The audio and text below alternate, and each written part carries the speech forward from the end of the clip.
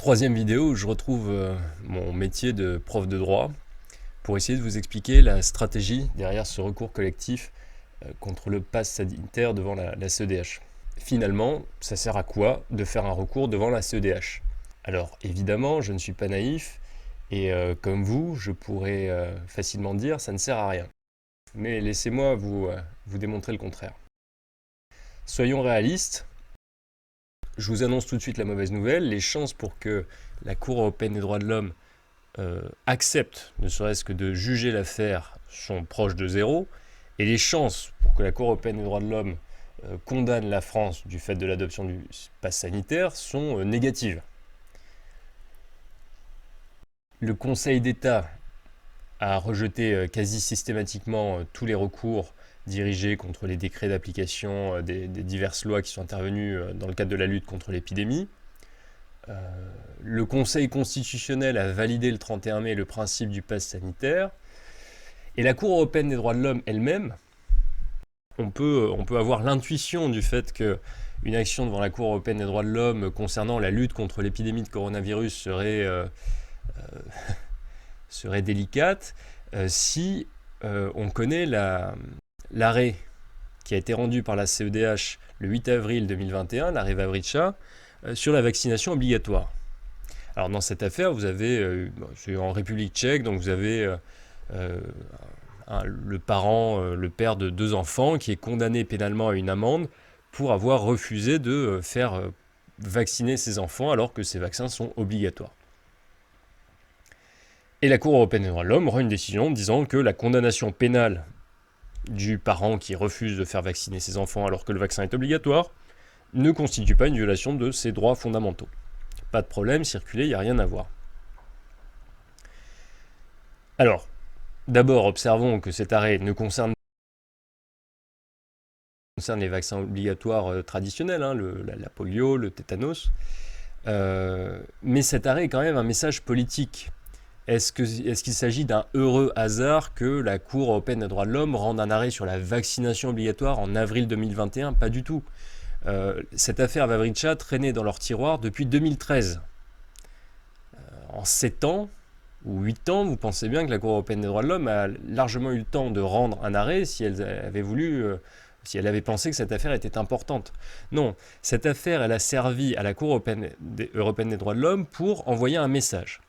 Elle a servi aux divers gouvernements européens pour faire des observations, pour venir argumenter en faveur de la vaccination obligatoire.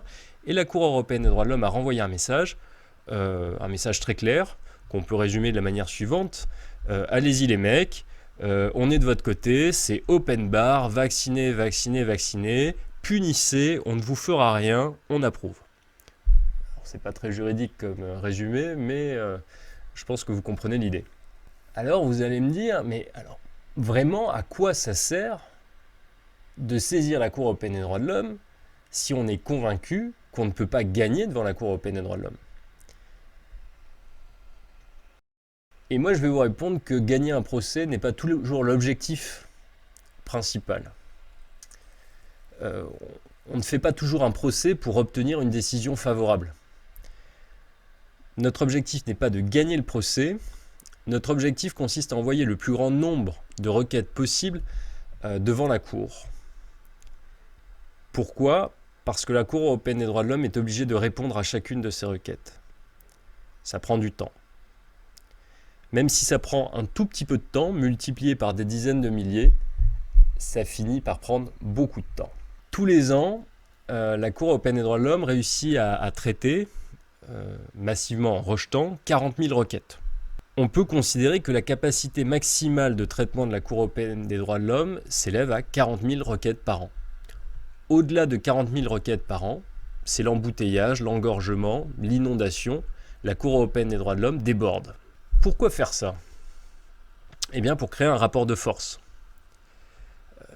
La Cour va commencer à voir arriver tous les jours par la poste des centaines ou des milliers, soyons fous, de recours en provenance de la France. Au début, elle va s'inquiéter. Elle va publier un communiqué de presse pour dénoncer ce comportement inacceptable, probablement instrumentalisé par des hackers russes. Hein, c'est la mode en ce moment, les hackers russes. Hein, dès qu'il se passe quelque chose, c'est forcément la faute des hackers russes. Ils nous accuseront de tous les maux, d'être des irresponsables, etc., etc. Vous connaissez la rengaine. Donc au début, la cour va ronchonner. Ouais, elle va faire un petit communiqué de presse. Le problème, c'est que les règles sont les règles. La Cour européenne des droits de l'homme reste obligée d'ouvrir tous les courriers. C'est même pas une question de droit, c'est même pas parce elle ne le fait pas parce qu'elle est obligée de le faire, c'est juste parce que les greffiers de la Cour européenne des droits de l'homme n'ont pas des rayons X à la place des yeux, et donc pour savoir ce qui se trouve dans un courrier, ils sont quand même obligés de l'ouvrir. Alors quand ils vont voir que la lettre arrive de France, au bout d'un moment, ils vont finir par se douter quelque chose, mais dans le doute, on est quand même obligé d'ouvrir le courrier, on ne peut pas le jeter directement à la poubelle. Et rien qu'ouvrir un courrier, même si ça prend 5 secondes, ça prend du temps. Très rapidement, donc, les recours contre le pass sanitaire vont s'accumuler, jusqu'à provoquer l'inondation. Et c'est là qu'on peut négocier. Ils vont négocier en fait pour qu'on leur foute la paix, pour qu'on arrête de leur envoyer des recours. Soit, donc dans ce cas, ils acceptent de juger et on coupe le robinet, soit ils s'obstinent, ils continuent de refuser de juger et les requêtes vont continuer d'arriver inexorablement et petit à petit, ce qui était au départ un modeste dégât des eaux va se transformer en inondation très sérieuse. Voilà ma stratégie judiciaire. On ne peut pas perdre quand l'objectif n'a jamais été de gagner.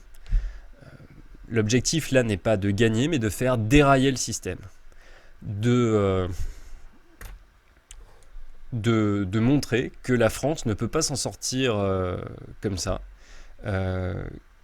qu'elle doit rendre des comptes devant la Cour européenne des droits de l'homme, et le but est donc de contraindre d'une certaine manière la Cour européenne des droits de l'homme à juger de la même manière qu'on veut nous contraindre à nous vacciner par un chantage odieux. Dans une prochaine vidéo, je vous ferai un vrai commentaire des arguments juridiques au fond contre le pass sanitaire.